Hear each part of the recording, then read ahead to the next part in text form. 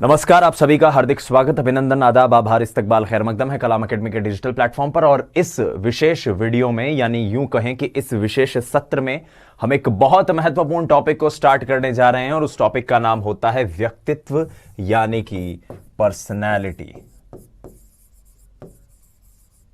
Personality एक normal term में हम बात करें तो अक्सर इस शब्द का हम इस्तेमाल करते हैं कि यार क्या पर्सनैलिटी है इस आदमी की, क्या लगता है ये व्यक्ति। तो ये वास्तव में हम आम भाषा में जिसको पर्सनैलिटी कहते हैं या फिर जिसको व्यक्तित्व कहा जाता है, उसको मनोवैज्ञानिक दृष्टिकोण से क्या कहते हैं, इसी की चर्चा इस खंड में हम करेंगे। कुल 4-5 लेक्चर्स का ये टॉपिक है जिसमें हम बात करेंगे सबसे पहले कि क्या होता है व्यक्तित्व, व्यक्तित्व की संकल्पना यानी कि इसका जो कॉन्सेप्ट है, कहां से ये शब्द आया है, कौन सी भाषा से इसका उद्धरण हुआ है, ये सारी चीजें देखेंगे। इसमें एक बहुत महत्वपूर्ण टॉपिक है व्यक्तित्व के प्रकार, उसको हम अगली वीडियो में कवर करेंगे, इसके बाद वाली वीडियो में। और इस वीडियो में हम इसके साथ साथ व्यक्तित्व की महत्वपूर्ण विशेषता, परिभाषा या महत्वपूर्ण कथन और व्यक्तित्व को प्रभावित करने वाले कौन कौन से कारक हो सकते हैं, उनकी बात इस वीडियो में करेंगे। तो आइए टाइम वेस्ट करे बिना इस टॉपिक को स्टार्ट करते हैं। इस टॉपिक के पीडीएफ नोट्स आपके साथ में ही संलग्न किए हुए होंगे वीडियो में, तो आप उन्हें भी साथ में देखते हुए चलिए। और वीडियो के साथ नोट्स बनाने का उपक्रम आप व्यक्तिगत रूप से आपको पसंद हो सकता है, लेकिन मेरा ऐसा मानना है कि थोड़ा सा टाइम कंज्यूमिंग होगा। तो मैं आपसे गुजारिश करूंगा कि आपके वीडियो में जो नोट सेक्शन है वहां से आप नोट्स डाउनलोड कीजिए और उसको साथ में आप प्रिंट आउट लेके पढ़िए, तो कम समय में आप और ज्यादा बेनिफिशियली अपने कार्य को अंजाम दे सकते हैं। सबसे पहले आइए इस लेक्चर की शुरुआत करते हैं और व्यक्तित्व यानी पर्सनैलिटी नामक इस शब्द को जानने की कोशिश करते हैं। तो डियर स्टूडेंट्स, जब भी व्यक्तित्व शब्द आए आपको इसका अंग्रेजी संस्करण या इंग्लिश ट्रांसलेशन याद रखना है और वो होता है PERSONALITY, पर्सनैलिटी। हम अमूमन इस शब्द का इस्तेमाल करते भी हैं, पर्सनैलिटी। पर्सनैलिटी शब्द जो है साथियों, वो लैटिन भाषा के एक शब्द से आया है। तो इसकी उत्पत्ति लैटिन भाषा के शब्द से हुई है, लैटिन भाषा के शब्द से। वैसे हम मनोविज्ञान में ज्यादातर जितने भी शब्द पढ़ते हैं उनमें से करीब करीब, सारे तो नहीं कहूंगा, लेकिन ज्यादातर शब्दों की उत्पत्ति लैटिन भाषा से ही हुई मिलती है हमें। तो लैटिन भाषा का वो जो शब्द है, उस शब्द का अर्थ होता है पर्सोना। पर्सोना से पर्सनैलिटी। अब इस पर्सोना का मतलब क्या होता है? तो इस पर्सोना का मतलब होता है साथियों मुखौटा।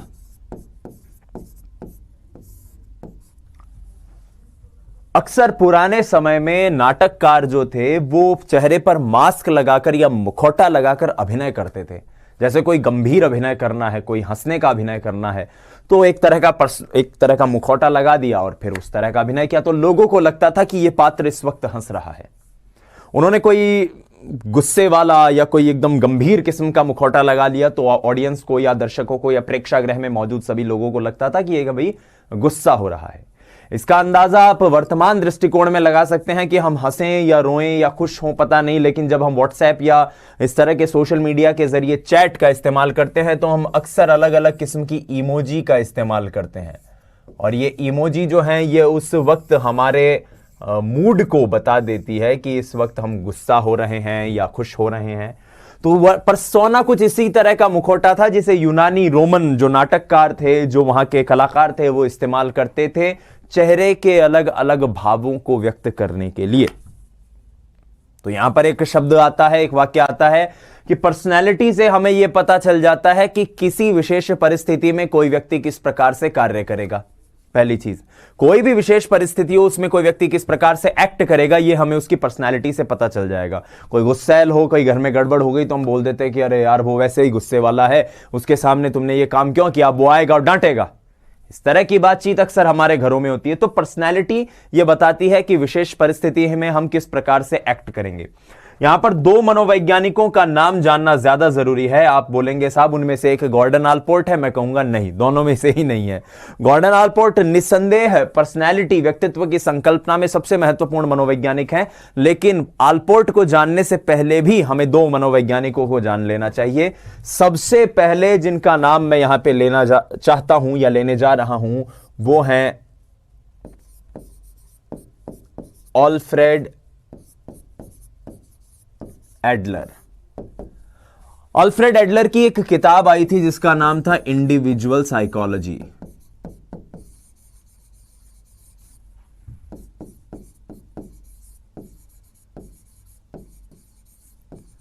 और इस इंडिविजुअल साइकोलॉजी नामक किताब में अल्फ्रेड एडलर ने व्यक्तित्व को जीने का ढंग बताया, life style of a personality, ये शब्द उन्होंने इस्तेमाल किए थे। तो व्यक्तित्व उनके नजर में क्या है? जीने का ढंग।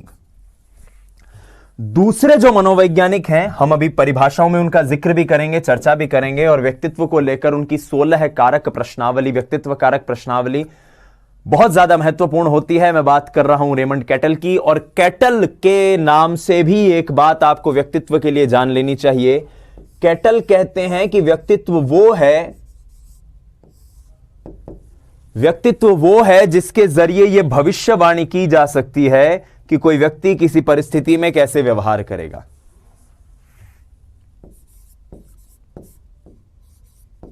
व्यक्तित्व वह है जिसके जरिए यह भविष्यवाणी की जा सकती है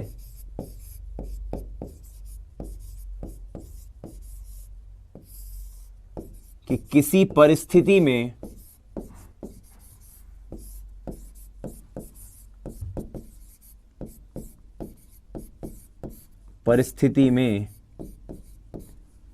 कोई व्यक्ति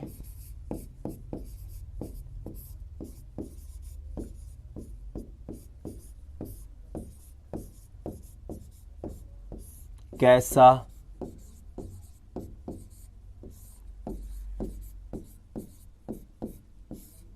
व्यवहार करेगा।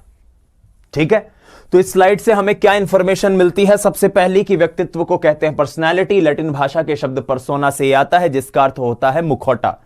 अल्फ्रेड एडलर इसे अपनी पुस्तक इंडिविजुअल साइकोलॉजी में लाइफस्टाइल ऑफ अ पर्सन, जीने का ढंग कहते हैं। और कैटल कहते हैं कि एक ऐसी विषय वस्तु जिसके जरिए यह भविष्यवाणी की जा सके कि कोई व्यक्ति किसी परिस्थिति में कैसा व्यवहार करेगा, व्यक्तित्व है। अब आइए एक बड़ी महत्वपूर्ण परिभाषा जानते हैं, गॉर्डन आलपोर्ट के द्वारा दी हुई परिभाषा, जिन्होंने करीब उससे पहले, यानी इनके रिसर्च, इनके अनुसंधान से पहले करीब 50 परिभाषाओं का अध्ययन किया। कितनी परिभाषाओं का? माफ कीजिएगा, 49 परिभाषाओं का अध्ययन किया, और 50वीं परिभाषा के रूप में आलपोर्ट ने अपनी परिभाषा दी। अब आलपोर्ट को यह परिभाषा देने की जरूरत ही क्यों पड़ी? क्योंकि इससे पहले कुछ लोग मानते थे भाई मुखौटा है, यानी कि बाहर से व्यक्ति कैसा दिख रहा है, तो लोग मानते थे कि भाई बाहर से व्यक्ति कैसा है, बाहरी गुण क्या है उस व्यक्ति के, वो व्यक्तित्व है। कुछ समय बाद कुछ मनोवैज्ञानिक आए, बोले नहीं, बाहर ही नहीं है, भीतर से जैसा व्यक्ति है वो व्यक्तित्व है। आलपोर्ट ने सबसे ज्यादा संतुलित परिभाषा व्यक्तित्व की दी। हालांकि इनकी परिभाषा पर भी काफी ज्यादा, एक तरह से कह सकते हैं, आलोचनात्मक दृष्टि आगे के मनोवैज्ञानिकों ने डाली, लेकिन वो हमारे कोर्स का विषय नहीं है। हमें जाननी है आलपोर्ट की परिभाषा, तो इस परिभाषा को मैं आप लोगों के लिए स्पेसिफिकली रूप से यहां पे लिख के लाया हूं, क्योंकि आप एक बार इसे समझेंगे, फिर इस परिभाषा से हम 3 महत्वपूर्ण विशेषताएं व्यक्तित्व की जानने की कोशिश करेंगे। तो सबसे पहले इस परिभाषा को जानते हैं कि यह कहते हैं व्यक्तित्व व्यक्ति के भीतर के गुण। अब उन्होंने सीधा ही भीतर के गुण बोल दिया, बहरहाल छोड़ो। भीतर के गुणों का गत्यात्मक संगठन है जो वातावरण के साथ उसके अद्वितीय समायोजन को निर्धारित करता है। एक ऐसा मनोशारीरिक तत्व है, उनका गत्यात्मक संगठन है, जो वातावरण के साथ व्यक्ति के अद्वितीय समायोजन का, एक ऐसा एडजस्टमेंट वातावरण के साथ जैसा कोई अन्य ना कर सके। और यह फैक्ट भी है। मान लीजिए कैसी भी परिस्थिति हो, उसमें 4 अलग अलग या 5 अलग अलग तरह के लोगों को रख दें, तो हर व्यक्ति का उस परिस्थिति में रिएक्ट करने का तरीका, उस पर प्रतिक्रिया करने का तरीका पहले वाले से अलग होगा। तो यह आलपोर्ट की परिभाषा है, और आइए इस परिभाषा के ऊपर थोड़ा सा एनालिसिस करने की कोशिश करते हैं। आलपोर्ट की परिभाषा से हमें 3 चीजें पता चलती हैं। पहला है मनोशारीरिक तंत्र, आपको यह याद रखना है। दूसरा है गत्यात्मक संगठन, और तीसरा है वातावरण में अपूर्व समायोजन का निर्धारण। तो आइए आलपोर्ट की इस परिभाषा को समझने की कोशिश करते हैं। देखिए, भीतरी गुण के साथ आलपोर्ट ने जो बात कही थी वो थी मनोदैहिक गुणों का गत्यात्मक संगठन। मनोदैहिक, जिसको हम मनोशारीरिक भी कह सकते हैं। तो इसका मतलब व्यक्तित्व एक मनोशारीरिक तंत्र है। व्यक्तित्व एक मनोशारीरिक तंत्र है, यानी कि इसके अंदर शारीरिक व मानसिक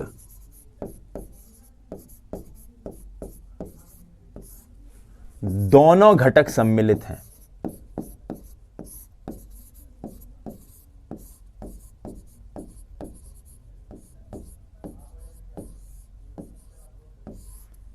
तो यह चीज आपको क्लियर हुई। पहली चीज कि व्यक्तित्व एक मनोशारीरिक तंत्र है, यानी कि मानसिक भी है और शारीरिक भी है। कोई कहे कि व्यक्तित्व में केवल शारीरिक घटक सम्मिलित हैं, गलत। केवल मानसिक हैं, गलत। दोनों सम्मिलित हैं। तो यह पॉइंट आपको मेरे ख्याल से क्लियर हुआ होगा।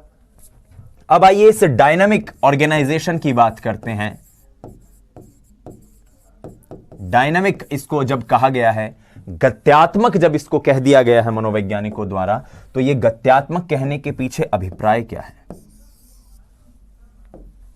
गत्यात्मक कहने के पीछे अभिप्राय यह है साथियों, जब हम व्यक्तित्व का मापन और व्यक्तित्व का वर्गीकरण भी पढ़ेंगे तो हम दो प्रकार के वर्गीकरण पढ़ेंगे, एक टाइप थ्योरी, एक ट्रेट थ्योरी। ट्रेट जिसको हम कहते हैं शील गुण, और उसी शील गुण की बात गत्यात्मक संगठन के अंतर्गत गॉर्डन आलपोर्ट करते हैं, जीडब्ल्यू आलपोर्ट करते हैं।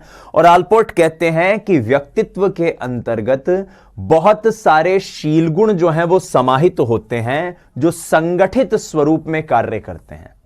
यानी बहुत सारे गुणों का एक समूह मिलकर आपके व्यक्तित्व को बताता है। ऐसे नहीं है कि आप किसी एक गुण के जरिए उसके व्यक्तित्व को डिफाइन कर दो, नहीं। बहुत सारे छोटे छोटे छोटे छोटे छोटे छोटे गुण होंगे व्यक्ति में, वो संगठित रूप से कार्य करेंगे और उनके आधार पर किसी के व्यक्तित्व के बारे में आप बात कर सकते हो, पता लगा सकते हो। जैसे मान लो कोई आदमी गुस्सैल हो। अब गुस्सैल भी हो लेकिन थोड़ा सा दिल का साफ हो। कोई व्यक्ति गुस्सैल हो और धूर्त हो, तो अब गुस्सा दोनों को ही आ रहा है। आप समझिए, एक छोटे से एग्जाम्पल से समझते हैं। गुस्सा तो दोनों को ही आ रहा है, लेकिन गुस्से के साथ साथ एक व्यक्ति दिल से भी अच्छा है और एक व्यक्ति दिल से बुरा है, धूर्त है, एक तरह से कह सकते हैं कनिंग किस्म का है व्यक्ति। तो क्या आप दोनों के गुस्से को एक ही तराजू पर तोल सकते हो? दोनों को एक ही तराजू पे रख सकते हो? नहीं। इसी की बात यहां पर गॉर्डन आलपोर्ट करते हैं। क्या कहते हैं कि व्यक्तित्व जो है, इसके अंतर्गत विभिन्न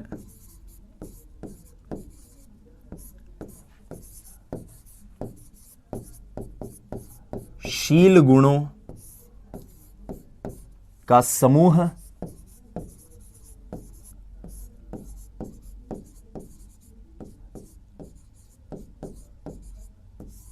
सम्मिलित है। विभिन्न शील गुणों का समूह सम्मिलित है, और यह जो समूह है ये परिवर्तनशील भी है। यह भी याद रखिएगा, समूह है जो कि संगठित स्वरूप में कार्य करेगा। एक शब्द और आपको याद रखना है, कैसे कार्य करेगा? संगठित रूप में कार्य। और ये जो गुण है ये परिवर्तनशील है, यानी इनमें बदलाव संभव है। यह व्यक्तित्व की एक बड़ी खास विशेषता है जिसको आपको याद रखना है कि इसमें बदलाव संभव है। ऐसा नहीं है कि कोई व्यक्ति का व्यक्तित्व आज जैसा है, आज के 10 साल बाद बिल्कुल वैसा होगा। अगर ऐसा होता तो हम ऐसे थोड़ी कहते। आप में से जैसे कुछ बच्चे हैं बहुत ज्यादा जिद्दी होते हैं, जब वो घर में रहते हैं, मम्मी ये खाना बनाओ, ओ कौन खाऊं, ओ खाशूं, इया कौन करूं, और रोटी खुआ, ओ सब्जी बना, कड्डी खुआ, चटनी खुआ। और जब वो बाहर रहने लग जाते हैं तो उन्हें पता चल जाता है कि घर में जैसा भी मिल रहा था बहुत अच्छा मिल रहा था खाना। अब वो जब वापस घर पे आते हैं, माँ कहती है कि बेटा तेरे को ये सब्जी बना, तू, अरे नहीं तू जो बनाएगी मैं वो खा लूंगा। तो माँ क्या कहती है, यार थोड़ा समझदार हो गया। तो ये समझ कैसे व्यक्तित्व में व्यक्ति में डेवलप हुई, विकसित हुई समय के साथ। और इसीलिए गुण जो है ये फिक्स नहीं होते, रिजिड नहीं होते, ये परिवर्तनशील होते हैं। इसीलिए इनके लिए डायनामिक और गत्यात्मक शब्द इस्तेमाल हुआ है।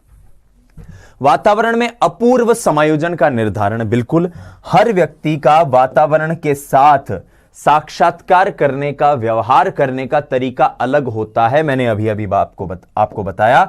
तो हर व्यक्ति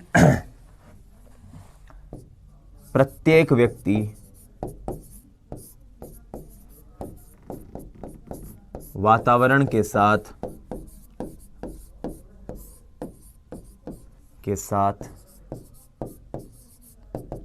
अपने ढंग से समायोजन करता है।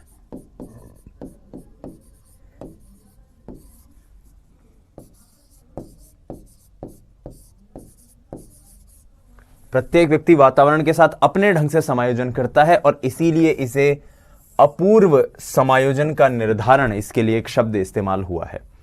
आइए आगे बढ़ते हैं और कुछ और मनोवैज्ञानिकों के कथन जान लेते हैं। इनको आपके नोट्स में आपको हैंड रिटन मिल जाएंगे और आपको इन्हें, सही बात कहूं तो इन्हें रटना है, ठीक है। आइए, तो सबसे पहले वैलेंटाइन का कथन देख लेते हैं। वैलेंटाइन साहब कहते हैं कि व्यक्तित्व जन्मजात और अर्जित प्रवृत्तियों का योग है।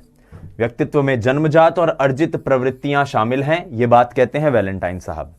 गिलफोर्ड साहब का कथन है कि व्यक्तित्व गुणों का समन्वित रूप है। व्यक्ति में जो गुण हैं उनका समन्वित रूप जो है वो व्यक्तित्व है, यह गिलफोर्ड साहब का कथन है। फिर आते हैं प्रिंस साहब के कथन पे। प्रिंस कहते हैं कि व्यक्तित्व समस्त शारीरिक, जन्मजात और अर्जित वृत्तियों का योग है। समस्त शारीरिक, जन्मजात और अर्जित वृत्तियों का योग है। कैटल, बिल्कुल अभी अभी हमने बात कही कि व्यक्तित्व वह है जिसके जरिए हम यह भविष्यवाणी कर सकते हैं कि कोई व्यक्ति किस परिस्थिति में क्या करेगा। फिर बात करते हैं मन के वर्गीकरण की या मन के कथन की। व्यक्तित्व मन की रचना, व्यवहारिक ढंग, रुचि, अभिवृत्ति, सामर्थ्य एवं योग्यता का विलक्षण संगठन है। व्यवहारिक ढंग, रुचि, अभिवृत्ति, सामर्थ्य एवं योग्यता का विलक्षण संगठन है, यह बात कहते हैं मन साहब। बोरिंग और उनके साथी कहते हैं कि व्यक्तित्व व्यक्ति का अपने वातावरण के साथ अपूर्व और स्थायी समायोजन है। इसकी बात हमें आलपोर्ट की परिभाषा में भी सुनने को मिलती है। व्यक्तित्व व्यक्ति का अपने वातावरण के साथ अपूर्व और स्थायी समायोजन है, ठीक है। बिगी एंड हंट कहते हैं कि व्यक्तित्व एक व्यक्ति के संपूर्ण व्यवहार, प्रतिमान और उसकी विशेषताओं के योग का उल्लेख करता है। एक व्यक्ति के संपूर्ण व्यवहार, प्रतिमान और उसकी विशेषताओं के योग का उल्लेख क्या करेगा? व्यक्तित्व करेगा। ड्रेवर का कथन है कि व्यक्तित्व शब्द का प्रयोग व्यक्ति के शारीरिक, मानसिक, नैतिक, सामाजिक गुणों के एकीकृत तथा गत्यात्मक संगठन के लिए किया जाता है, जिसे व्यक्ति अन्य व्यक्तियों के साथ अपने सामाजिक जीवन के आदान प्रदान में व्यक्त करता है। यह ड्रेवर साहब का कथन है। उसके बाद लिंटन साहब का कथन है, यह कहते हैं कि व्यक्तित्व व्यक्ति से संबंधित समस्त मनोवैज्ञानिक क्रियाओं एवं दशाओं का सम्मिलित रूप है। रेक्स कहते हैं कि व्यक्तित्व समाज द्वारा मान्य तथा अमान्य गुणों का संतुलन है। अब ये देखो, कथन है, परिभाषाएं, इन्हें रटना है। आप इनको वीडियो पॉज करके लिखना चाहो तो भी लिख सकते हो, और आपके पास जो पीडीएफ नोट्स हैं आप उनको डाउनलोड करके वहां से भी चेक कर सकते हो, याद कर सकते हो। ये समझाए नहीं जा सकते, इनको रटना पड़ेगा। प्रश्न अगर इनसे आता है तो सीधा सीधा एक कथन दे दिया जाएगा और पूछ लेगा कि यह कथन किस मनोवैज्ञानिक का दिया हुआ है। बहरहाल, आइए, इतना कुछ जानने के बाद अब हम हमारी इस यात्रा को आगे बढ़ाते हैं और व्यक्तित्व की कुछ विशेषताओं को समझने की कोशिश करते हैं। तो व्यक्तित्व की विशेषताओं में पहली विशेषता आप लिखिए कि प्रत्येक व्यक्ति का व्यक्तित्व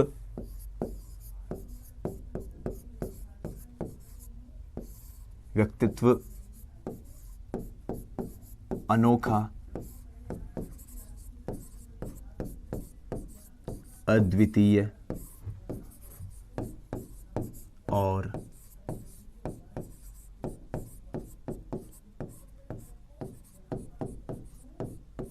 विशिष्ट होता है।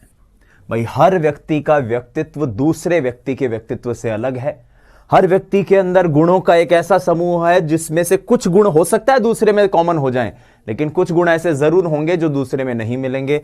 तो इसलिए प्रत्येक व्यक्ति का व्यक्तित्व अनोखा है, अद्वितीय है और विशिष्ट है। दूसरा पॉइंट इसमें आता है,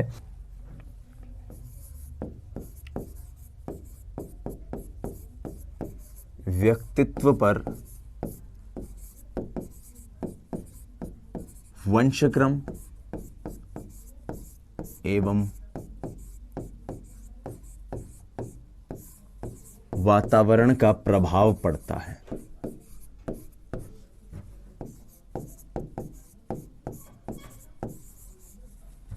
वंशक्रम और वातावरण व्यक्तित्व को प्रभावित करते हैं।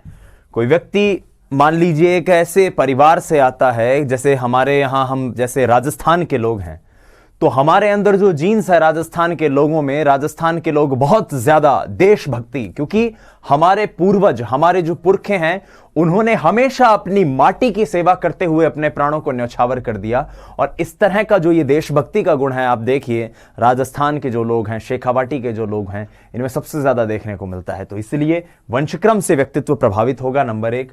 और वातावरण, व्यक्ति जैसे वातावरण में रहेगा वैसा ही उसका व्यक्तित्व होता जाएगा।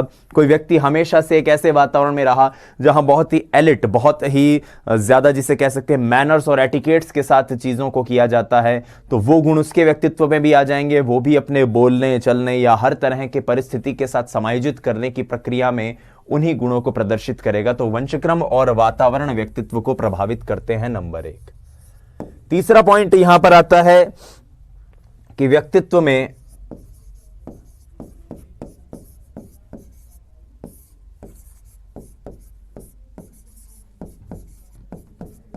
ज्ञानात्मक और भावात्मक पक्ष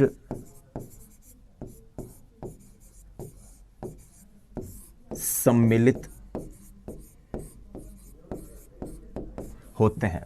जो ज्ञानात्मक पक्ष है व्यक्ति के व्यवहार का, जो भावात्मक पक्ष है व्यक्ति के व्यवहार का, वो ज्ञानात्मक और भावात्मक पक्ष भी व्यक्ति के अंतर्गत, व्यक्तित्व के अंतर्गत, माफ कीजिएगा, सम्मिलित होता है।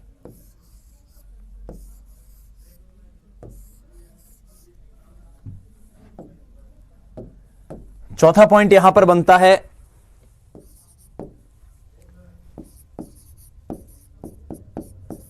व्यक्तित्व पर अभ्यास, अनुभव,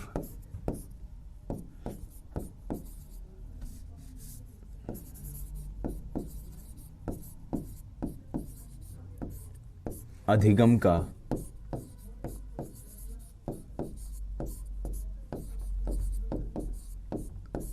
प्रभाव पड़ता है। अभ्यास का, अनुभव का, अधिगम का किसी भी व्यक्ति के व्यक्तित्व पर बहुत ही अनुकूल प्रभाव पड़ता है। अगला पॉइंट जो इसके अंतर्गत आता है, हम जानने की कोशिश करते हैं, वो ये है, यह है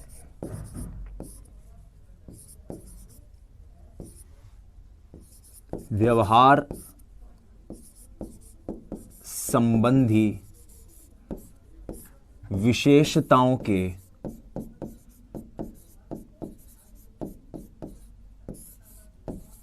संगठन का संकलन है। व्यक्ति की जो व्यवहार संबंधी विशेषताएं हैं कि कैसा वह व्यवहार करता है, उनका जो संगठन होगा, संगठित स्वरूप में जैसे एक व्यक्ति व्यवहार करता है, उसका संकलन उसके व्यक्तित्व में देखने को मिलता है, उसके व्यक्तित्व में दृष्टिगत होता है। फिर एक पॉइंट आता है जो अभी हमने डिस्कस भी किया कि व्यक्तित्व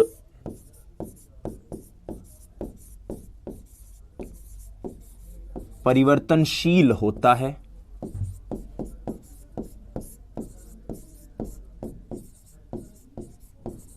इसमें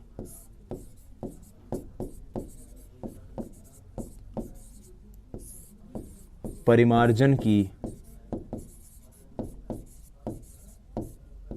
संभावना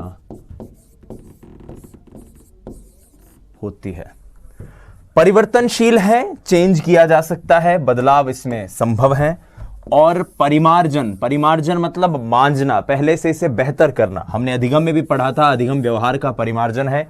तो बिल्कुल जब व्यवहार में परिवर्तन हो रहा है तो जाहिर सी बात है वो उसके व्यक्तित्व की ही एक विशेषता है। और व्यक्तित्व की इस विशेषता, क्योंकि ये परिवर्तनशील है, क्योंकि इसमें बदलाव है, पहले एक व्यक्ति बहुत गुस्सा करता था, छोटी छोटी बात पर तुनक जाता था, अब वो व्यक्ति अपने गुस्से को कंट्रोल कर लेता है, उस पर काबू रख लेता है, तो हम कहते हैं कि यार ये अब पहले से थोड़ा अच्छा हो गया, यानी इसने अपने व्यवहार में परिमार्जन कर लिया, उसमें बदलाव कर लिया, परिवर्तनशील है उसका ये व्यवहार। और यहां पर हमने व्यक्तित्व की कुछ 6 महत्वपूर्ण विशेषताओं को जानने की कोशिश करी। आइए कुछ और विशेषताओं के ऊपर नजर डालने की कोशिश करते हैं। यह है शारीरिक, मानसिक,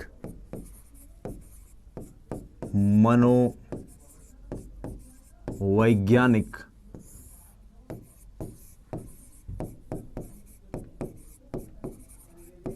विशेषताओं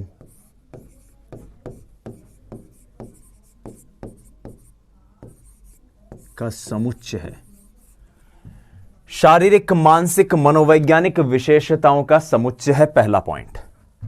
दूसरा इसके अंतर्गत, दूसरा मतलब 8वां, व्यक्तित्व की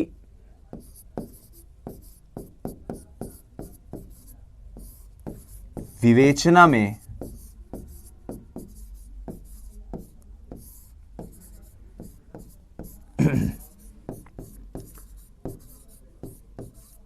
आत्मचेतना का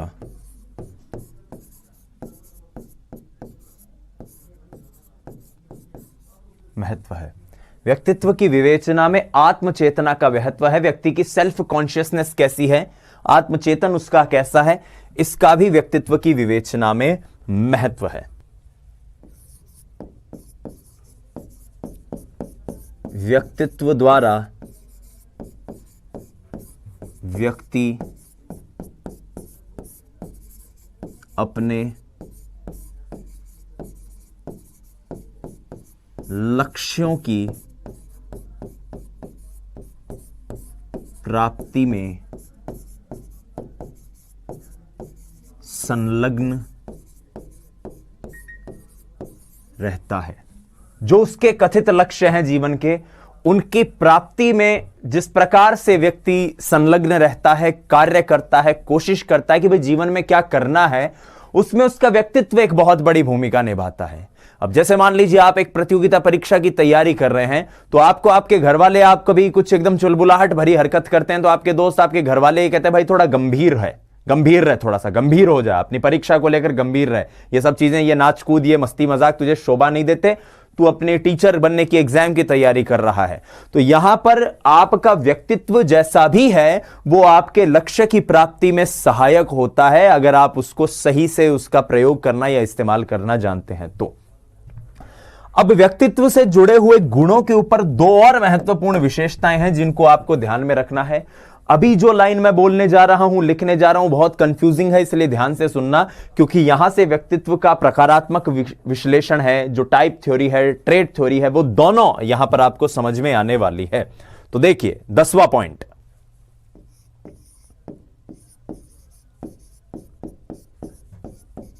व्यक्तित्व के गुण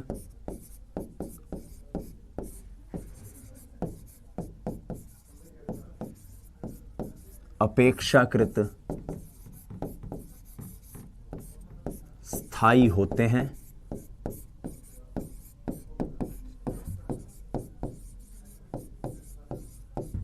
साधारणतः समय के साथ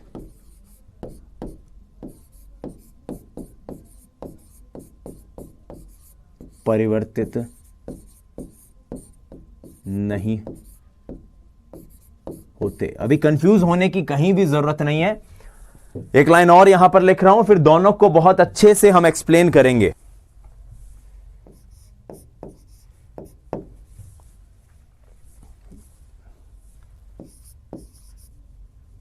व्यक्तित्व की कुछ व्यवस्थाएं, कुछ विशेषताएं, व्यक्तित्व की कुछ विशेषताएं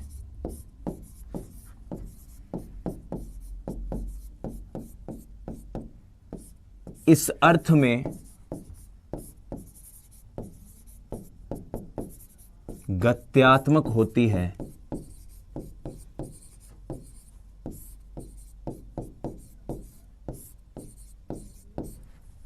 है कि स्थिति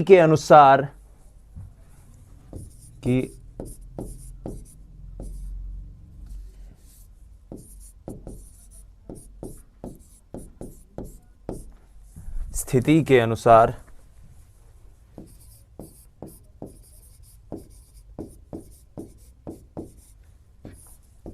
यह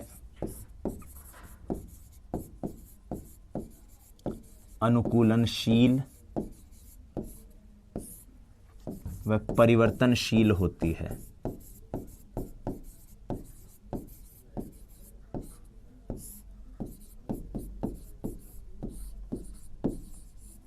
सिंपल सी बात। अब यहां पर पहले तो आपने कह दिया सर कि यह परिवर्तनशील होता है, बाद में आप कह रहे हैं कि यह अपेक्षाकृत स्थायी होता है, फिर आप वापस कह रहे हैं कि परिवर्तनशील होता है। तो साहब कहना क्या चाहते हो गुरुजी, ये तो समझाओ। तो मैं यहां पर आपको पहले एक उदाहरण देता हूं। जैसे मान लीजिए महात्मा गांधी।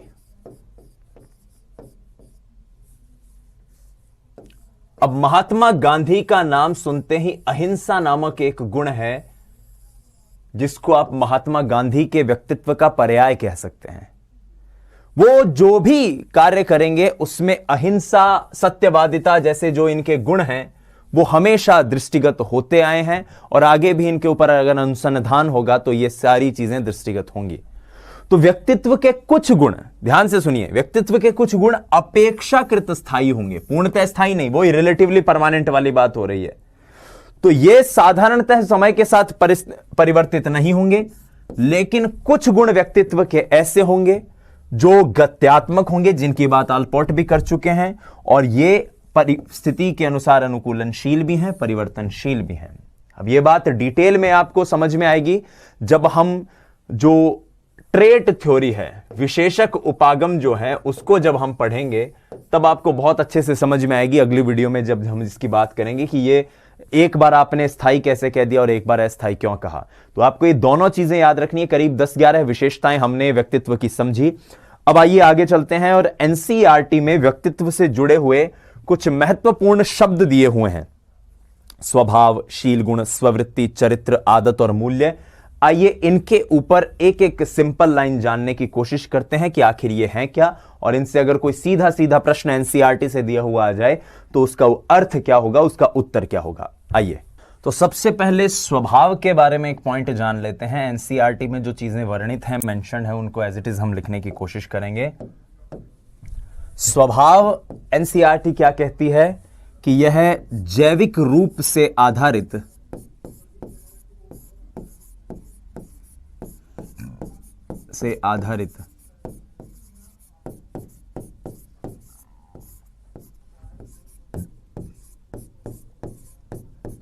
प्रतिक्रिया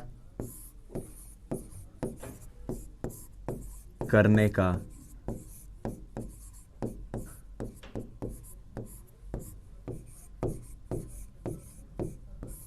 विशिष्ट तरीका है। जैविक रूप से आधारित प्रतिक्रिया करने का विशिष्ट तरीका है जिसे हम कहते हैं स्वभाव। शील गुण कहलाता है व्यवहार करने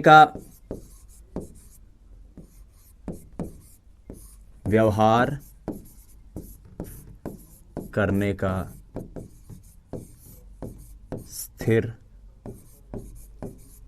सतत व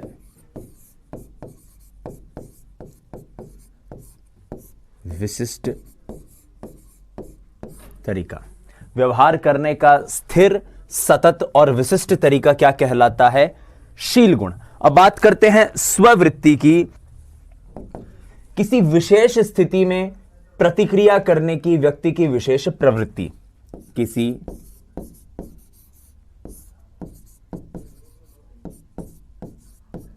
स्थिति विशेष में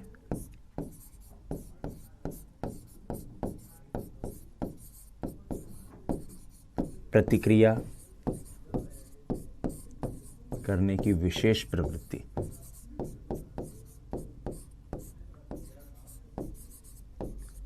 आप विद्यार्थी अक्सर ये हमें कमेंट करके या व्यक्तिगत रूप से पूछते रहते हैं, ऑफलाइन में पूछते रहते हैं कि सर जो आप क्लासेस हमें ऑनलाइन या ऑफलाइन करवा रहे हैं, क्या इनमें एनसीईआरटी से जुड़े हुए कंटेंट जो अवेलेबल हैं, क्या इसमें स्टेट बोर्ड की जो किताबें हैं उनसे जुड़ा हुआ कंटेंट है। तो ये आपके सामने एक इसका प्रत्यक्ष प्रमाण है कि एनसीईआरटी में जो व्यक्तित्व से संबंधित शब्दों का एक बॉक्स बनाया हुआ है, उस बॉक्स में जो भी बातें कही गई है वो हम यहां पर लेके आ रहे हैं। तो आपको जो भी कंटेंट कलाम एकेडमी के जितने भी टीचर्स प्रोवाइड करवा रहे हैं, उन सब में जो स्टैंडर्ड रेफरेंस बुक है, खासतौर पर एनसीईआरटी और राजस्थान बोर्ड की आरबीएससी की किताबें हैं, उनको मानक रूप में हम आधार बनाकर आपके लिए कंटेंट दे रहे हैं। आइए बातचीत में आगे बढ़ते हैं और अब जानते हैं चरित्र या कैरेक्टर के बारे में। तो कैरेक्टर क्या है? नियमित रूप से घटित होने वाला व्यवहार का समग्र प्रतिरूप। नियमित रूप से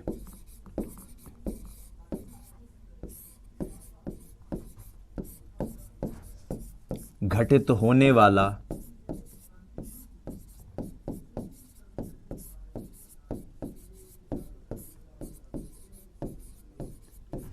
व्यवहार का समग्र प्रतिरूप, जो नियमित रूप से व्यक्ति के अंतर्गत घटित हो। अब बात करते हैं आदत की। तो आदत क्या है? व्यवहार करने का अत्यधिक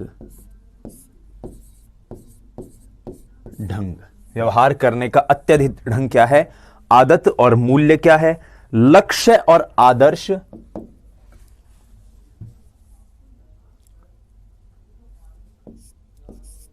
लक्ष्य, मूल्य क्या होते हैं? वैल्यूज। लक्ष्य और आदर्श जो महत्वपूर्ण हैं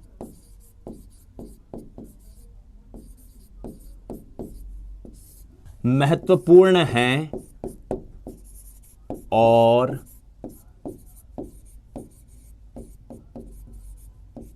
उपलब्धि के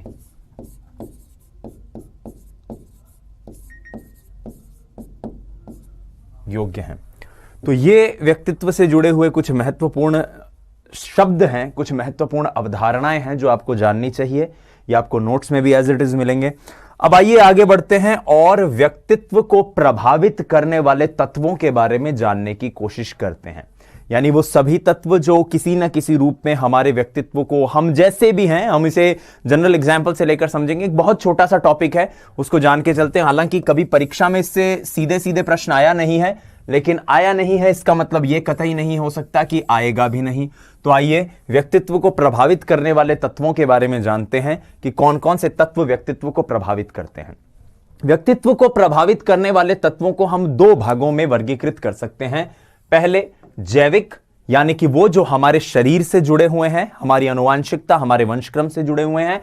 और दूसरे पर्यावरणीय यानी वातावरणीय। आपको याद हो तो हमने अभी कुछ ही स्लाइड पहले व्यक्तित्व की विशेषताओं में भी ये पढ़ा था कि व्यक्तित्व पर वंशक्रम और वातावरण दोनों का प्रभाव पड़ता है, और उनका प्रभाव पड़ रहा है, इसीलिए ये दोनों तत्व जो हैं ये किसी भी व्यक्ति के व्यक्तित्व को प्रभावित कर सकते हैं।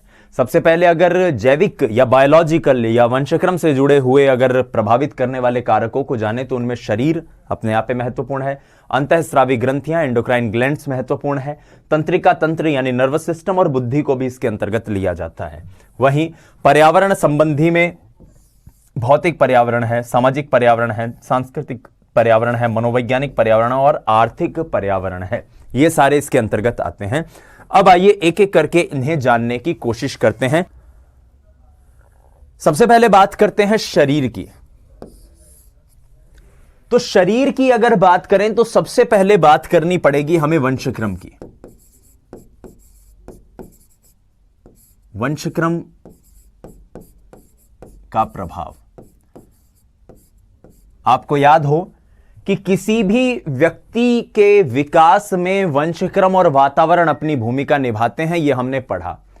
कोई भी माता पिता की अगर एक से अधिक संतान है तो वो भी एक समान नहीं होती, उनमें भी जो गुण पाए जाते हैं वो अलग अलग होते हैं। ये भी हम विकास के खंड में पढ़ चुके हैं।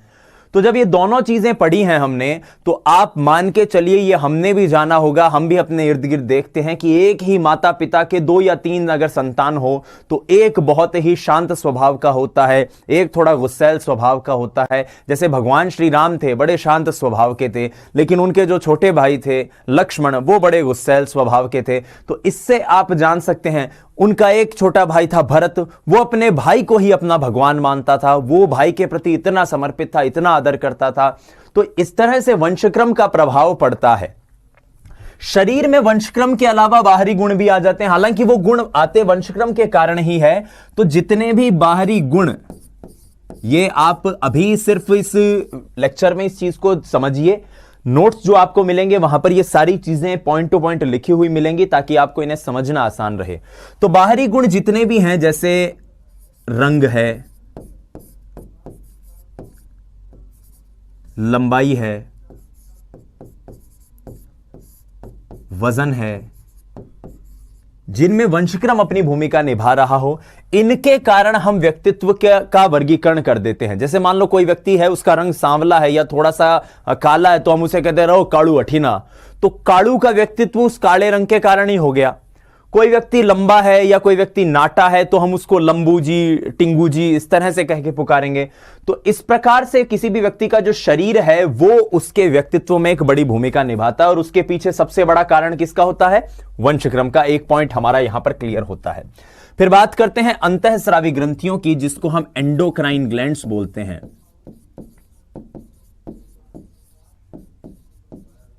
ये एंडोक्राइन ग्लैंड्स क्या होते हैं, आइए जानने की कोशिश करते हैं। इससे पहले इससे जुड़ा हुआ एक वाक्य है, उसे जान लीजिए कि एंडोक्राइन ग्लैंड्स क्या है। वे ग्रंथियां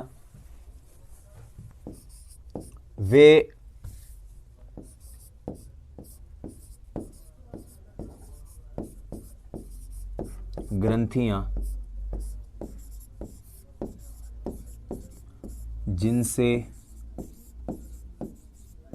निकले हुए रस, और रस का मतलब हार्मोन्स,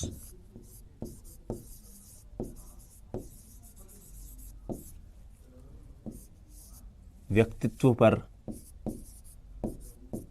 या व्यक्तित्व को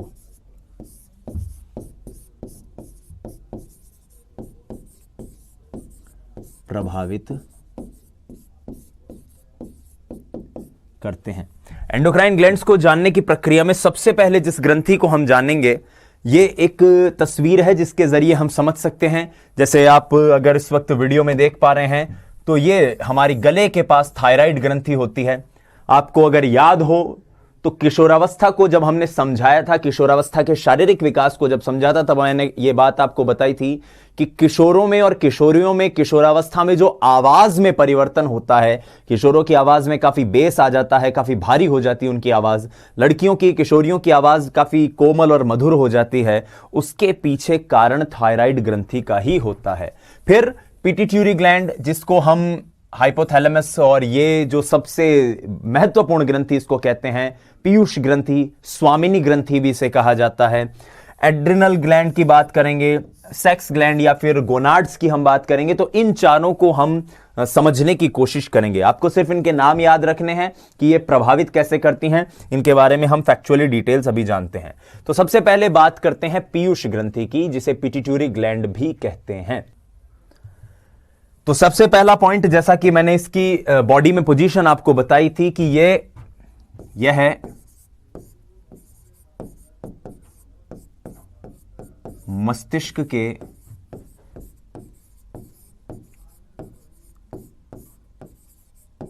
निचले भाग में होती है। तो कहां पर लोकेटेड है? मस्तिष्क के निचले भाग में। और क्योंकि पीयूष ग्रंथि का प्रभाव अन्य सभी ग्रंथियों पर पड़ता है, ध्यान से सुनिएगा, इसके 2 भाग होंगे, उसके बारे में हम अभी चर्चा करेंगे, लेकिन पीयूष ग्रंथि जो है ये अन्य सभी ग्रंथियों पर, चाहे फिर वो एड्रिनल हो, चाहे थायराइड हो, सबको प्रभावित करती है। इसलिए इसे स्वामिनी ग्रंथि भी कहते हैं। क्या कहते हैं इसे? इसे स्वामिनी ग्रंथि भी कहा जाता है। और इसके दो भाग होते हैं।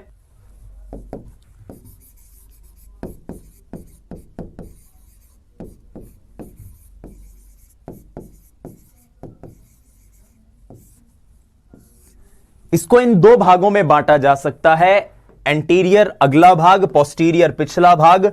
और ये अन्य सभी ग्रंथियों को, अंतःस्रावी ग्रंथियों को प्रभावित करती है, फिर चाहे वो थायराइड हो, फिर चाहे वो एड्रिनल हो,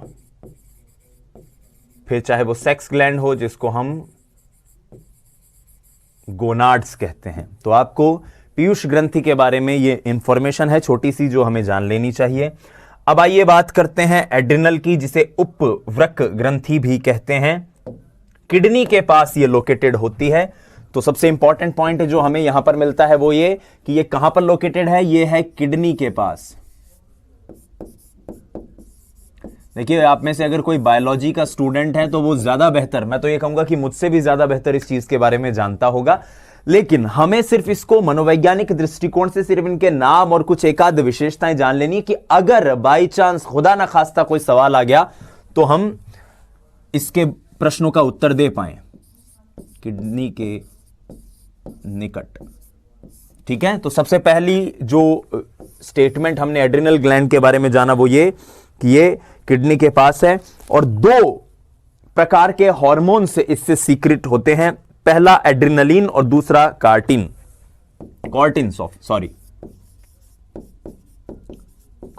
और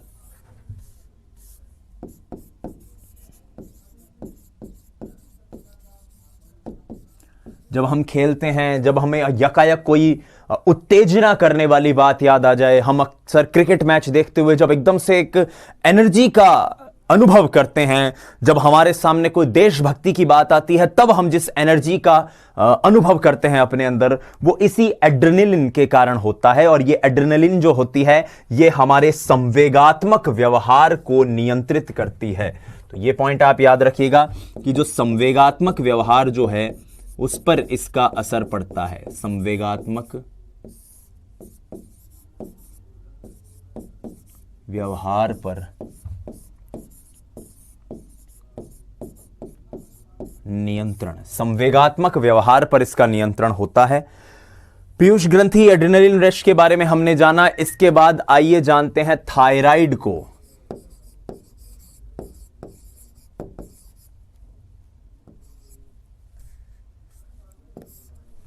थायराइड, तो इसकी लोकेशन कहां है?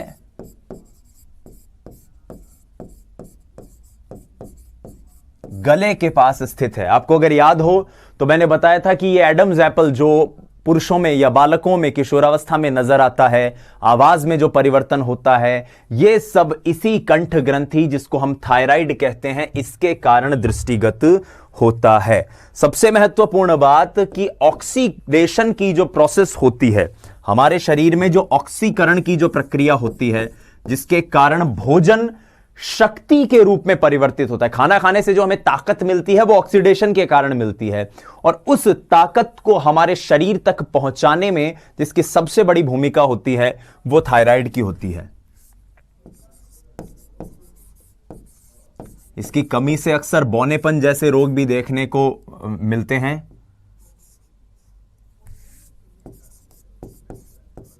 अति क्रियाशीलता, अति सक्रियता किसी व्यक्ति में होती है तो वो थायराइड के कारण होती है।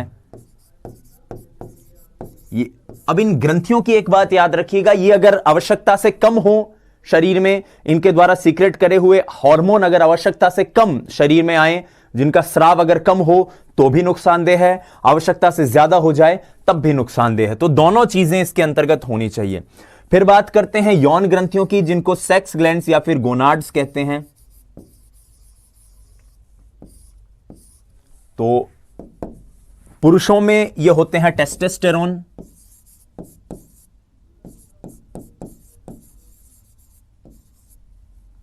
और स्त्रियों में होते हैं, मैं यहां पर मेल्स लिख देता हूं, स्त्रियों में एस्ट्रोजन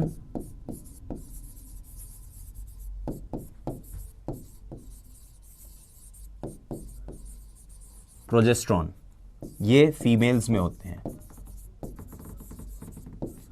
तो बस इन्हीं के कारण जो भी पुरुषोचित और स्त्रियोचित गुण पुरुषों में और स्त्रियों में परिलक्षित होते हैं, वो इन्हीं यौन ग्रंथियों के कारण, इन्हीं गोनाड्स के कारण होते हैं। तो इन ग्रंथियों के आपको नाम याद रखने हैं, कुछ इनसे जुड़ी हुई जो महत्वपूर्ण बातें हैं वो आपको याद रखनी है। एक आध बात, ज्यादा इंपॉर्टेंट इतना नहीं है, क्योंकि हमें मनोवैज्ञानिक दृष्टिकोण से इन्हें समझना है, ना कि इन्हें जीव विज्ञान या बायोलॉजिकल दृष्टिकोण से। अब इसके बाद एक और जो जैविक कारक हमने पढ़ा था वो है तंत्रिका तंत्र, यानी कि नर्वस सिस्टम।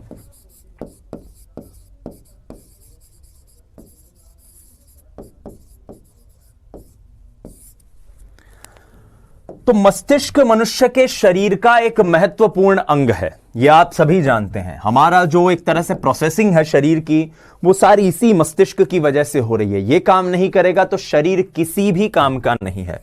तो मस्तिष्क शरीर का महत्वपूर्ण अंग है।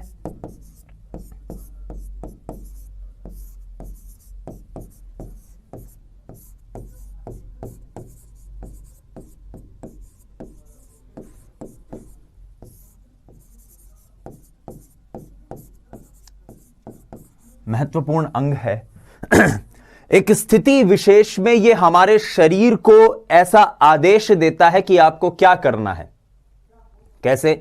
मान लीजिए कि ये जो पेन है ये कोई गर्म पदार्थ है, अब मैंने इसको गलती से हाथ टच किया, अब मेरे जो संवेदी अंग है वो यहां से सेंसेशन जो है वो पूरे शरीर तक पहुंचाएंगे, मस्तिष्क तक पहुंचाएंगे, माफ कीजिएगा, और मस्तिष्क फिर हाथ को ऑर्डर देगा, आदेश देगा कि आपको अपना हाथ पीछे खींच लेना है। अब ये जो रिफ्लेक्सेस हैं, ये जो कार्य करने का तरीका है, ये जो संवेदन, प्रत्यक्षीकरण और नर्वस सिस्टम, स्नायुविक तंत्र का जितना बेहतरीन क्रियाशील होना है, यही आपके व्यक्तित्व को निर्धारित करता है। हम कई बार नहीं कहते कि यार ये आदमी तो बड़ा सुस्त है, इसको 2 बार बोलो तब ये सुनता है, जानबूझकर नहीं सुनता। हो सकता है कि उसका नर्वस सिस्टम, उसका रिफ्लेक्सेस इतने कमजोर हो कि उसको एक बात कहें तो दूसरी बार उसे पता चले अच्छा अच्छा अच्छा अच्छा मेरे बारे में कह रहे थे, ओहो हो क्या है। दिमाग जो है वो इतना ज्यादा तरीके से फंक्शनैलिटी ही ना करता हो। तो ऐसे में मस्तिष्क जो है वो महत्वपूर्ण अंग है और किसी स्थिति विशेष में ये आज्ञा देता है, आदेश देता है कि क्या करना है। इसीलिए तंत्रिका तंत्र एक बड़ी महत्वपूर्ण भूमिका निभाता है। उसके बाद बुद्धि यानी आईक्यू, आप सभी जानते हैं कि किसी भी व्यक्ति के व्यक्तित्व का निर्धारण में बुद्धि एक बड़ी भूमिका निभाती है। तो व्यक्तित्व के निर्धारण में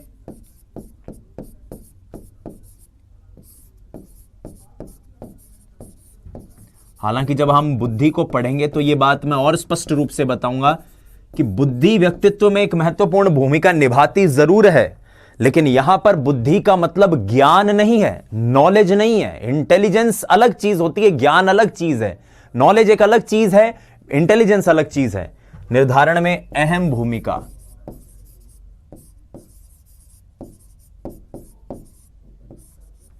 व्यक्तित्व के निर्धारण में अहम भूमिका किसकी होती है? बुद्धि की।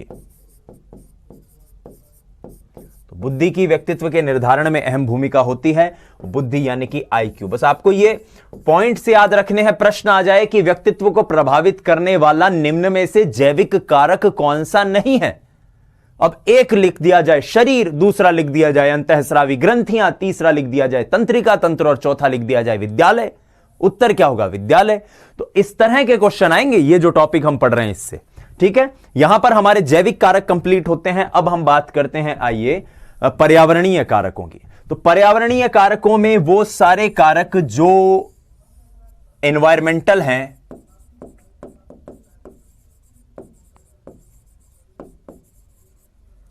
और किसी ना किसी रूप में, प्रत्यक्ष परोक्ष रूप में आपके व्यक्तित्व पर अपना असर डालने की कोशिश करते हैं। आइए उनको जानने की कोशिश करते हैं। सबसे पहले बात मनोवैज्ञानिक कारकों की। मनोवैज्ञानिक कारकों में जो सबसे पहले मुझे याद आता है वो है रुचि।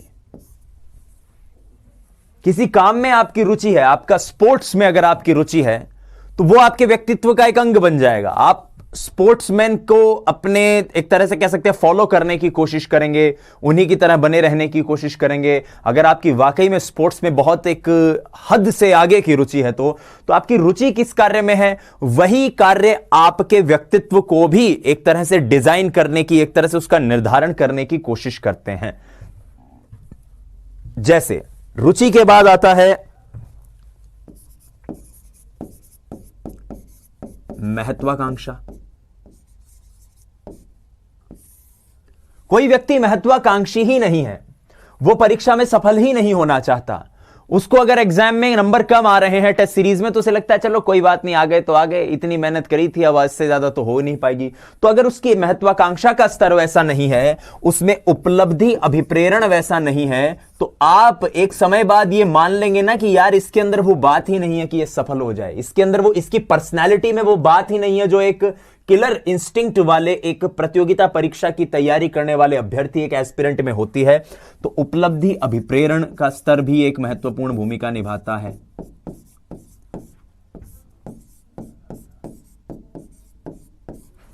महत्वाकांक्षा का स्तर, ये सारी चीजें इसके अंतर्गत आती हैं। अभिवृत्ति आपकी, किसी भी चीज को लेकर आपका कैसा एटीट्यूड है, ये आपके व्यक्तित्व का निर्धारण करता है। हम कई बार कुछ साथियों से मिलते हैं, दोस्तों से मिलते हैं, हमें लगता है कि हम पहली बार तैयारी कर रहे हैं और उसके बाद भी हमें लग रहा है कि क्या होगा क्या नहीं होगा, और हमें कोई एक ऐसे भैया या ऐसी कोई दीदी मिलते हैं जो एक बार, दो बार, तीन बार तैयारी कर रहे हैं, घर में काफी उनके संकट है, आर्थिक समस्या है, पारिवारिक समस्या है, उसके बावजूद भी एक सकारात्मक सोच के साथ तैयारी कर रहे हैं। तो आपको लगता है कि यार इस व्यक्ति का अपनी परीक्षा को लेकर इतना सकारात्मक रवैया है, इतना पॉजिटिव एटीट्यूड है, तो मेरा क्यों नहीं है। और वो पॉजिटिव एटीट्यूड मनोवैज्ञानिक रूप से आपके व्यक्तित्व को जरूर प्रभावित करता है, अगर आप स्वयं में उसे जन्म देते हैं और स्वयं में उसे बनाकर रखते हैं। तो उसके बाद एक और इंपॉर्टेंट चीज है इच्छा शक्ति, विल पावर। इच्छा शक्ति, इच्छा शक्ति किसी भी व्यक्ति के व्यक्तित्व को निर्धारित करने में एक बड़ी भूमिका निभाती है। तो ये कुछ पर्यावरणीय कारक हैं, इनको हमने समझा। आइए अब जानते हैं सामाजिक कारकों को। सामाजिक कारकों में सबसे पहला जो कारक हमें समझ में आता है, सबसे पहला, क्योंकि सामाजिकता का प्रारंभ ही उसी कारक से होता है, और वो है परिवार। कोई व्यक्ति कोई गलती करता है, आप समझिए, व्यक्तित्व का एक बड़ा सटीक देसी उदाहरण आपको देता हूं। कोई आदमी कोई गलती करता है तो हम आपस में क्या बात करते हैं कि यार इसके मां बाप ने इसको यही संस्कार दिए होंगे। किसी के व्यक्तित्व की एक विशेषता को आपने किससे समझाया? उसके मां बाप के दिए हुए संस्कारों से। और यह जब हम कह रहे हैं वो इसीलिए क्योंकि ये पर्यावरणीय कारक, सामाजिक कारक, खासतौर पर परिवार, जिसमें माता पिता द्वारा घर में रखा गया अनुशासन, माता पिता का कैसा रवैया है, उसके माता पिता या परिवार किस प्रकार का है, संयुक्त परिवार है, विघटित परिवार है, परिवार में कोई अगर परेशानी है नहीं है, बच्चे कितने हैं परिवार में, ये सारी चीजें इसके अंतर्गत आती हैं, सामाजिक रूप से प्रभावित करती है। सामाजिकता की दूसरी इकाई की ओर चलते हैं। तो सामाजिकता की दूसरी इकाई क्या है?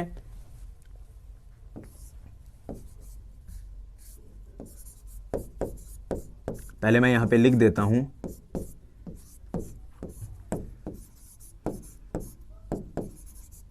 ताकि आपको सहूलियत हो। दूसरा महत्वपूर्ण अंग जो सामाजिकता का है वो है विद्यालय। बताइए भाई, विद्यालय क्या किसी व्यक्ति के व्यक्तित्व को प्रभावित नहीं करेगा? बिल्कुल करेगा। और विद्यालय में तीन चीजें हैं जो साथ में प्रभावित करती हैं। पहला तो है छात्र छात्राएं,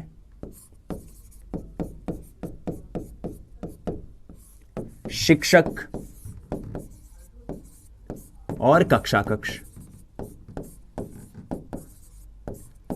ये तीनों चीजें अपने अपने रूप से भूमिका निभाती है किसी भी व्यक्ति के व्यक्तित्व का निर्धारण करने में।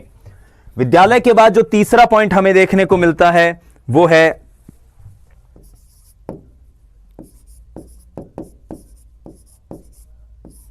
पड़ोस।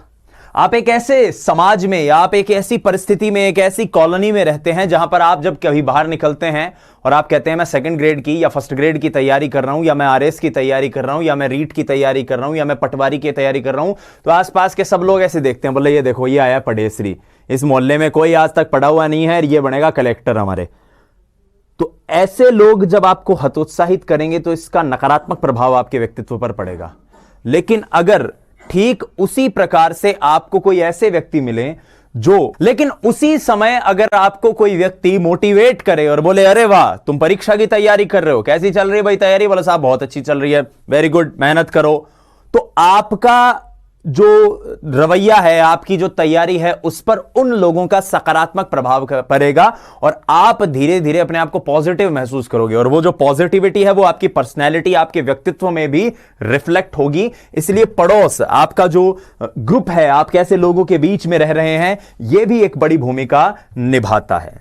फिर चौथा इंपॉर्टेंट एक पॉइंट इसके अंदर समाज स्वयं है, समाज की अन्य सभी इकाइयां, समाज की अन्य इकाइयां जो भी हैं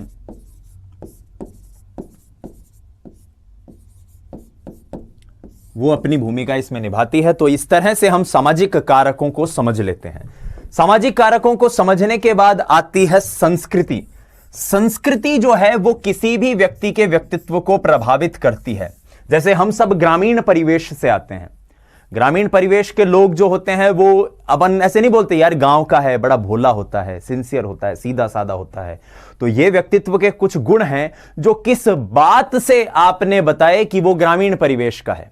कोई ग्रामीण परिवेश का है तो आपने ऐसे बोल दिया। तो संस्कृति व्यक्ति का जो एक तरह से कह सकते हैं व्यक्तित्व है उसमें अहम भूमिका निभाती है। संस्कृति की व्यक्तित्व के निर्धारण में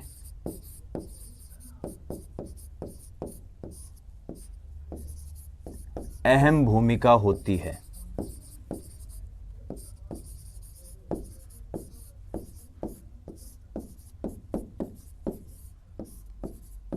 संस्कृति के बाद आता है भौतिक पर्यावरण। भौतिक पर्यावरण से अभिप्राय क्या है साथियों? भौतिक पर्यावरण से अभिप्राय है वो फिजिकल एनवायरनमेंट जिसमें हम रहते हैं। जैसे मान लीजिए आप राजस्थान में रह रहे हैं, अब राजस्थान का जो व्यक्ति है, पूरी दुनिया मानती है, पूरी दुनिया जानती है कि ये जो व्यक्ति होगा ये बहुत कम पानी में सरवाइव कर सकता है। राजस्थान के जो लोग हैं वो बहुत तेज तापमान, बहुत ज्यादा तापमान अगर है तो उसमें सरवाइव कर सकते हैं। तो यह भी उनके व्यक्तित्व का एक हिस्सा है कि वो किस प्रकार से भौतिक पर्यावरण जिसमें वो रह रहे हैं वो आपके व्यक्तित्व को निर्धारित करे।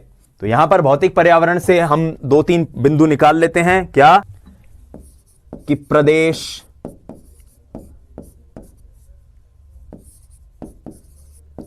क्षेत्र,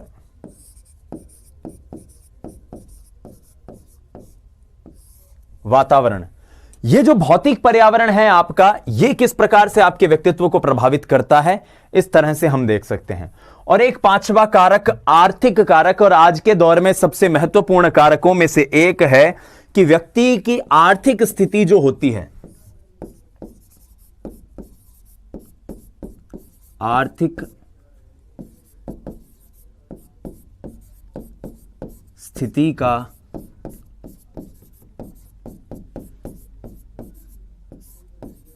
व्यक्तित्व पर प्रभाव पड़ता है। किसी की आर्थिक स्थिति अगर सशक्त है तो वो संपन्न होगा तो उसके व्यक्तित्व में वो कॉन्फिडेंस नजर आएगा। आर्थिक स्थिति अगर कमजोर है तो वो थोड़ा सा दबेगा, थोड़ा सा गंभीर रहेगा, थोड़ा सा अपने आप को अंडरडॉग की तरह बिहेव करने की कोशिश करेगा, थोड़ा सा इंफीरियर समझने की कोशिश करेगा। तो इस प्रकार से आर्थिक स्थिति भी किसी भी व्यक्ति के व्यक्तित्व को निर्धारित करती है और उसमें अपनी भूमिका दर्ज करवाती है। तो यहां पर हमने व्यक्तित्व को प्रभावित करने वाले कारक जाने, व्यक्तित्व की कुछ विशेषताओं को जानने की कोशिश करी। आइए एक एक करके आज के लेक्चर में जो भी समझा उसको एक बार डिटेल में रिवाइज कर लेते हैं। सबसे पहले पर्सनैलिटी, लैटिन भाषा के शब्द पर्सोना से आया हुआ है, मुखौटा इसका अर्थ होता है, और ये अल्फ्रेड एडलर की किताब में इंडिविजुअल साइकोलॉजी में जीने के ढंग नाम से परिभाषित है। कैटल कहते हैं कि एक ऐसी चीज जिसके जरिए आप ये भविष्यवाणी कर सकते हैं कि किसी भी परिस्थिति में कोई व्यक्ति क्या करेगा। आलपोर्ट जिसको पहले भीतरी गुण कह रहे थे उसको अंत में उन्होंने मनोदैहिक विशेषता कहा, और इसी मनोदैहिक विशेषता को आगे चलकर सारी दुनिया ने माना कि किस प्रकार से मनोदैहिक विशेषताओं का एक गुण है, मनोशारीरिक, मनोदैहिक, और इसीलिए शारीरिक मानसिक दोनों घटक इसमें शामिल हैं। विभिन्न शील गुणों का समूह है जो संगठित स्वरूप में कार्य करता है, परिवर्तनशील है और वातावरण के साथ अपूर्व समायोजन को निर्धारित करता है। कुछ महत्वपूर्ण मनोवैज्ञानिकों की परिभाषाएं हमने जानने की कोशिश करी थी।